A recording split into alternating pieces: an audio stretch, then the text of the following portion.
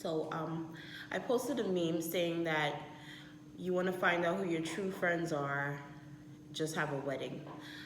Some people found it funny, other people were like spilling the beans about stuff that they experienced. So before we get into all of that, I just want to say that we got married last year, and we had a great time. Like, we enjoyed everything: bachelorette, bridal shower, wedding day, engagement party. He enjoyed his bachelor party. But with everything good, there always is a downside sometimes. Lucky for us, we kind of like nipped that stuff in the bud. Like, we did not allow those people to ruin our wedding or ruin our day by eliminations and making cuts. But today, that's what we're gonna discuss. So, as you know, I'm a makeup artist and I do weddings like every week. And I love my brides, and I just hear all types of crazy stories. And that's kind of like what inspired the blog, is that as a makeup artist and as a bride, a prior bride, the stuff that you go through planning your wedding that people don't know anything about. They see all the glitz and the glam and the beautiful day and everything that comes together, but it's a lot of work and stress that comes with it.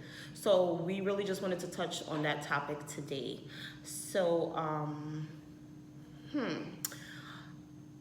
my first thing that I want to address is, when you are picking your bridal party, this is not the time to pick, oh, that's my cousin and we grew up together, but I haven't seen her in 15 years. And, like, if there's a disconnect, or that friend that's just been a friend since elementary, but you kind of grew apart, this is not the time to put all of these people in your wedding. Sometimes when it's your wedding, you have to really narrow it down to who is going to come through for you. Exactly. Who's mature, who's happy, who's going to be happy for you, who's going to be supportive, who's going to have your back, who's going to like jump over hurdles if you need anything, who's going to like run in their bridesmaid dress across the Brooklyn Bridge to make sure you get your shoes. Like, you need those ride or die people. This is not the time to put those wishy-washy friends, or the friends that are here today gone tomorrow. That's not the time in a wedding at all, because trust me, when the planning starts and those wishy-washy people, they'll start showing their ass. Trust me, okay? I will say that the people that I did eliminate from my wedding, I had those feelings going in, like second guessing, should I have these people here?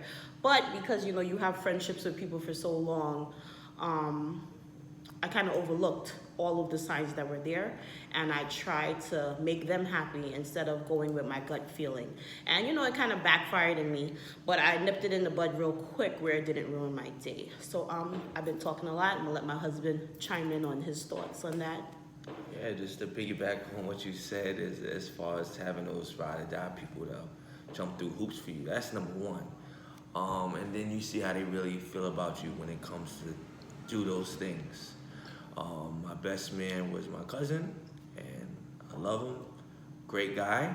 But when it came time to step up, I was looking at him to step up, and he did so. So I saw what type of person he was in those type of situations, which really mattered to me, and it made me feel a whole lot better. So to me, that's number one. When you ask somebody if they're gonna step up when it's time, and when you see them do it when it's crunch time, if you have examples where you've seen them in those type of situations before, and you're gonna come through, then you can feel pretty much confident that they got your back throughout this process. Exactly. The wedding will definitely show and prove who's who. You know what I'm saying? Like, if you felt like, oh man, that's my girl, she's been riding with me, we've been going from way back, weddings will show you. I had people, like, I have friends and family that lived in other states, that were calling me and texting me, messaging me every day. Girl, what you need help with, send it to me. I'm at work, I'm gonna do it on my lunch break. Who you need me to call? Da da da da. Then, know. I had those people that lived 10 minutes away that were so busy in MIA that they couldn't help. You know, what I find with weddings is that when you have friends that are not in a good space, all of that shit comes to a head. You know, like the jealousy, they just cannot control it. Like they really want to be happy for you, but they can't fight against their feelings. Now let me tell y'all should already know. I am 36 years old. I'm gonna be 37 in December. Yes, your girl. I look young, right? But I had my time, you know, I had my days where it was like, damn, will I ever get married? You know, is this ever gonna happen for me? Is this in the cards for me? Damn, God, you're gonna do your girl like that? You know, I had those feelings, but at the end of the day, I was always happy for people, always. You know, I couldn't be a makeup artist and go to weddings with bad energy or feeling envy towards my brides and stuff like that. Now, I got married at 35, you know, so I was doing this since before my 30s, like, and I never came with that negative energy, you know, because at the end of the day, I always felt in my heart that my time would come. And genuinely, I really feel happy for people when they level up. It's like, and I know them, to me it feels like, hey, I may be next, you know, because I remember when this person, you know, wasn't doing X, Y, and Z, and now look at them. So when I see my friends progressing and doing well, to me, it just motivates me and encourages me, like, I might be next. So that's how I feel, and that's how I always looked at things, and that's why I never envy people or I'm ever jealous of people, because everybody has a story, everybody has been through something, everybody has walked their path, and everybody has paid their dues, and everybody deserves it. So I feel like once you continue to be a good person and do right, God is gonna bless you. You know, your time will come. But you have these people that think that they can, like, cutthroat you or jump the line or skip their way to the top, and you know it doesn't work that way. So in my situation, I lost a friend that I thought we was like sisters and was ride or die to the end, and she just showed her ass. Like, it was problem after problem after problem. Like, and you know what's crazy is that my husband, you know, like, ladies, sometimes we gotta listen to our husband, you know, like, he picked up on the vibe, like, you know, like, she don't she don't ride for you like how you ride for her. But I didn't want to, like, really believe that, because I'm like, nah, that's my girl. And he's like, yo, you support everything they do, you know, I don't see how that's reciprocated. And you know, I never wanted to pay attention to that, because I was so used to being there, because that's my friend, that's what I do. I'm gonna be there for my family, my friends. That's just who I am. For so many years. I was doing it for so many years that I didn't really realize it was never being reciprocated, you know? So when my wedding came, it was like all of this static from one person. And in my mind, it was just like, what is it? At the end of the day, I can tell you right now, I still don't know what she's mad about. Seriously. She's Hispanic, I'm Black. She made a comment about she doesn't want a Black person doing her hair because we have two different hair textures. Now, what type of bullshit is that? Like, seriously, sis? So now, out of all these years of friendship, you showing me you fucking racist? Like, I'm sorry, I had to curse, but it's like, how low are you really gonna go with this? Like, all because I said, hey, this is a hair person, this is a makeup artist. Mind you, I'm in this field. I network with hairstylists and makeup artists all the time. I'm gonna pick top-notch people for my day, so everybody's gonna be in good hands. Second of all, everybody that I roll with is certified official people, you know, so they know how to deal with all texture hair. But this is the level of low that she was going to cause an issue. So because I wouldn't give in to what she wanted, she went MIA. My husband tried to call. She did not answer. She did not text back. She tried to send her sister and her friend to talk to me. And it was just like, you know, this is becoming too much. And it's not about you.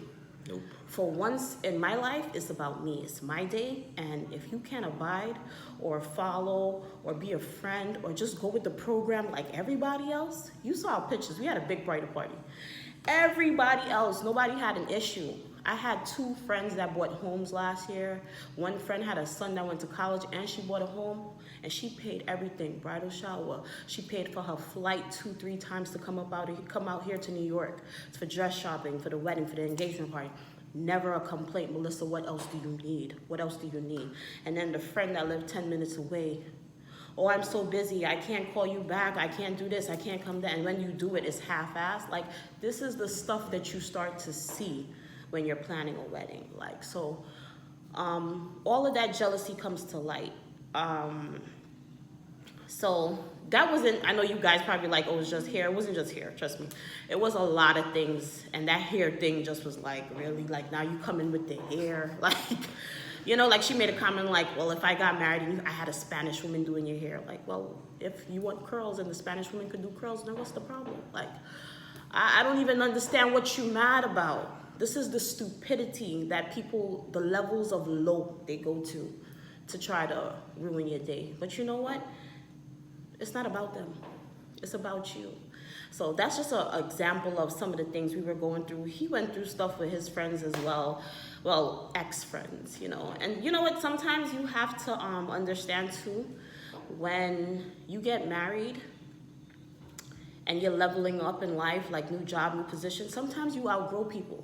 Because the minute you're leveling up, those people are still at the same spot. Now, there's nothing wrong with that if those people can handle you leveling up and them staying at the same spot. But 9 times out of 10, they can't. You know, they start looking at you leveling up like, oh, you changed, you different now, you acting brand new. And it's like, no.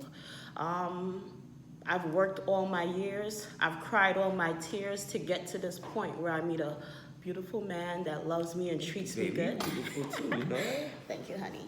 You know, so it's like, don't let them make you feel bad about that. I mean, God is blessing you, and you should be able to enjoy your blessings.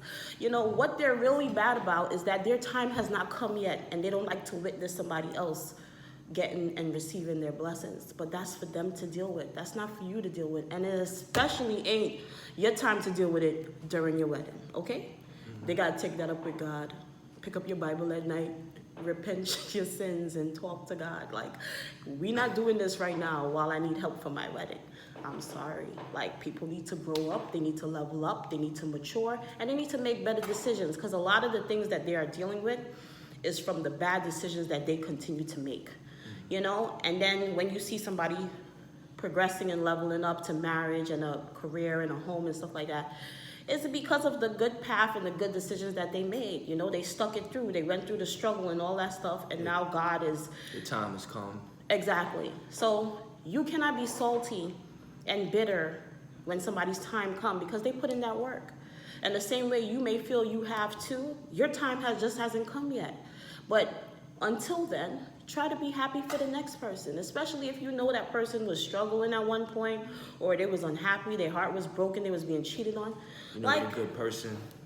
Be happy for your friend. What's wrong with that, you know?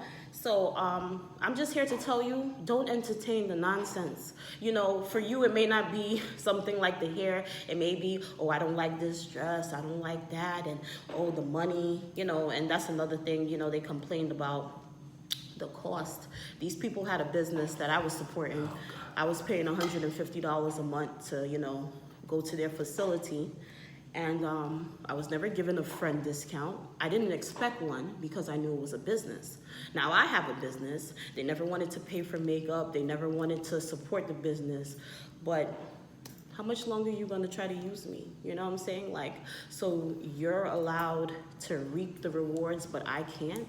Like, this is the harsh realities that I had to face. So I made those cuts, not just for my wedding, but I needed to move forward in my life and leave those people behind, because it just was not healthy. They were very toxic, negative, and stuff like that. And life has been much better since I left those people behind. So when you're leveling up, don't feel bad. Sometimes you just outgrow some people. And there's nothing wrong with that if those people are comfortable where they are. But if they're not comfortable and they're trying to pull you down there with them, you gotta move on. Because any good friend is gonna be happy for you when you level up. But if they're not, they toxic, they gotta go. So, you know, just don't entertain it. This is supposed to be a happy time. As you can see from all of our pictures, like, my husband is my best friend. Like, we have a good time together, our families. We like, everybody is all love. We had so much love and positivity on our wedding day. The weather was perfect, not a cloud in the sky. Like, God was really shining upon us. I mean, we just feel so blessed. We got baptized like shortly after the wedding, and things have just been on the up and up. So I'm just here to say that if you are going through those things, don't feel bad. I feel like God is putting those things in front of you for a reason, and just act wisely and move accordingly and move forward. Don't feel bad about it, but don't let anybody rob you of your moment. Some people may never get married. It's like a once in a lifetime experience. I enjoyed every moment. I wish I could relive that day every day.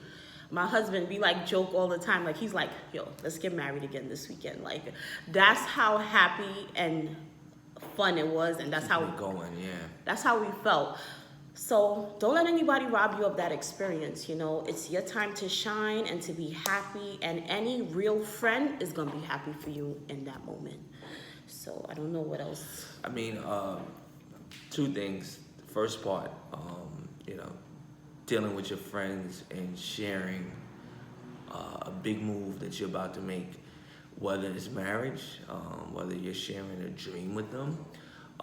Things tend to change. I think there's like three parts. I think the part is you coming up with the idea of that you're gonna do it. The second part is you telling your friend that, right? Usually between that time, it's all good, because I think in their mind, it could still possibly not go down, They think maybe, okay, he means well, but he might change his mind. He or she possibly isn't thinking it all the way through, so let me just play the safe, good friend trait and pretend I'm happy for them. And it really isn't the case. But when you start to see the difference is when you actually did it. For me, I remember calling up some of my friends saying, yo, this is the one, I'm gonna marry her. You see how me and her act around each other, I'm convinced. Hooray, we gotta celebrate, let's go for drinks. They'll do that, no problem.